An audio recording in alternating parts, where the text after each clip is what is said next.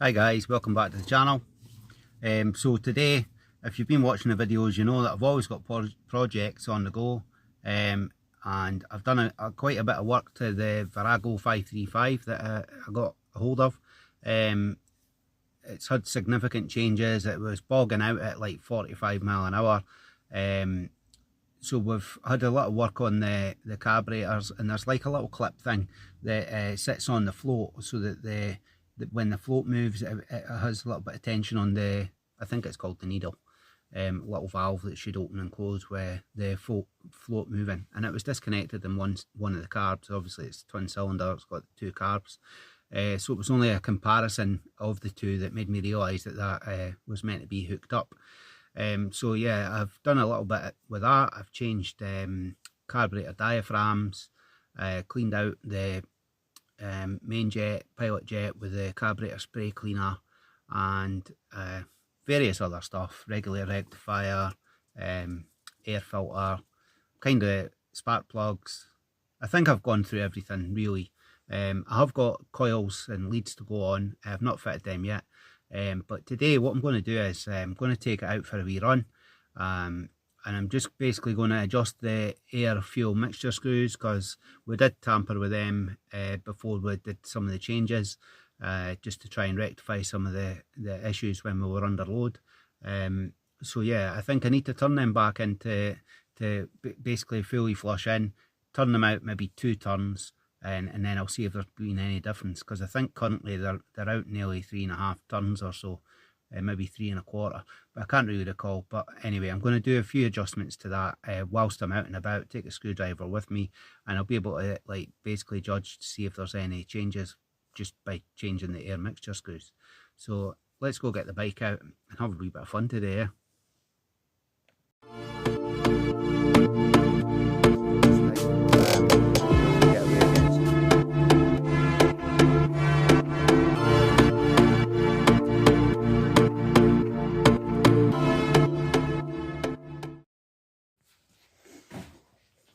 Here we are guys, it's quite a light bike, not like my XJ900 that's sitting there. That's quite a heavy thing to move.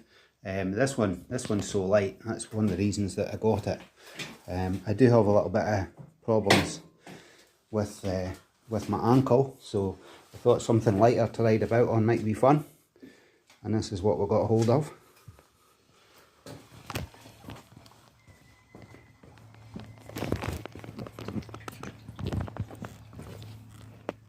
Right guys, so this is the carbs here, and just inside these holes, one there and one there, that's your air mixture screws, air fuel mixture screws.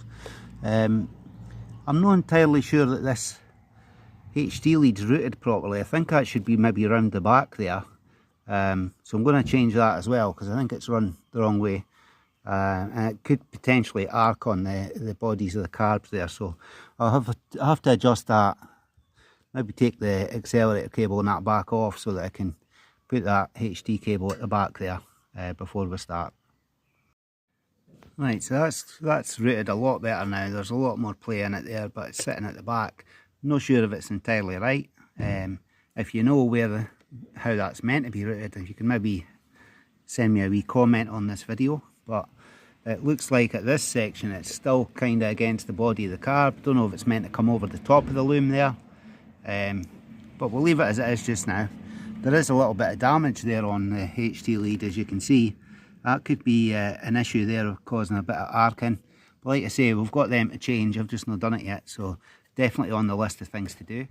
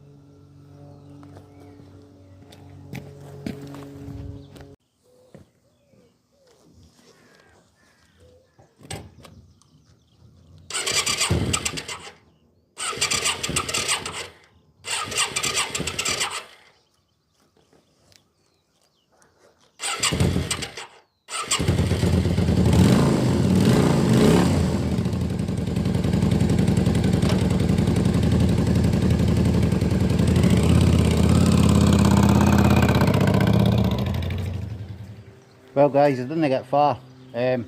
Bike's actually running really good. I'm quite impressed with that. All I did was turn the screws 2 out. They were like just over 3, so probably a bit much. But the heavens have opened up, so I'm here at my other garage. I've got stuff in my bag to drop off, so I'll just do that and then head back. So while I'm here, I'll show you what I've been doing. Basically, same stuff as I did to my XJ900, but obviously this is my big brother's one. So as you can see, the engine's all been tidied up a little bit. He's done the brackets there. Do need to put the cross member back on, and the frame isn't tidy, to be honest, but you know, this is his workhorse. He's also got a Harley Davidson Sportster 883, which is his main bike, but he's basically just got this for when he's taking missus out for pillion rides. So yeah, we're going to get the exhausts all on. I'm sure you saw in a previous video where I did his collector and stuff. So we're now at the stage where I need to get down here, I need to start buttoning it all up, putting it all together, and then he'll be able to use this on our summer days. Summer days, it's supposed to be the height of summer. Currently, well, as you know, it's just started pissing down, but it's what we expect. We'll probably get a heat wave that'll last about a week, and that'll be the majority of our summer gone. But yeah, hopefully it lands on a week where I've not got work. I'm sure you're all feeling the same as me. The weather leaves a lot to be desired, but yeah, this is another one of the jobs that I've got lined up. Hopefully get that done soon.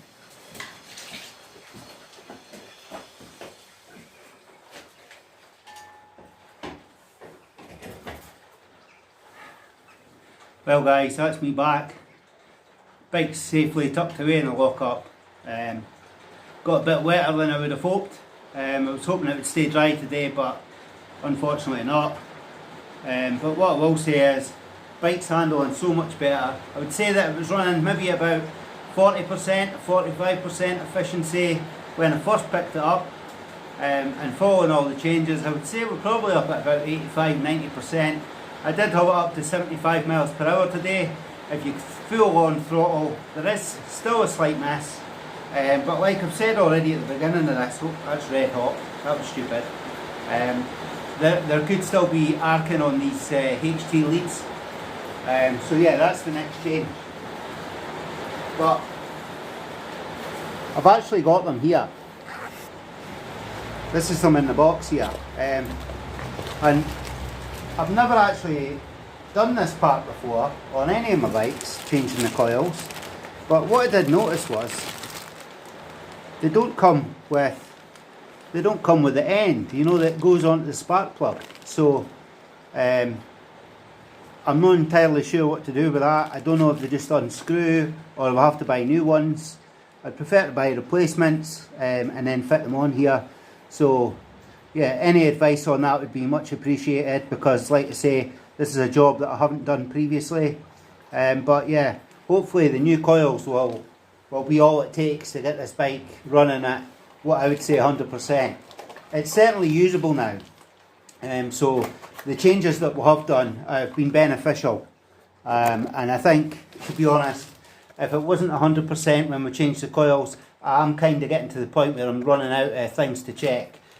So following that, it would be ignition timing and stuff like that. But for that, it's kind of guesswork at the moment, so I would have to get a manual for the bike and sort of work from a book. But what I'll do is, I'll end the video here. I thank you all for watching. I'll keep making content and I'll see you on the next one. Bye for now.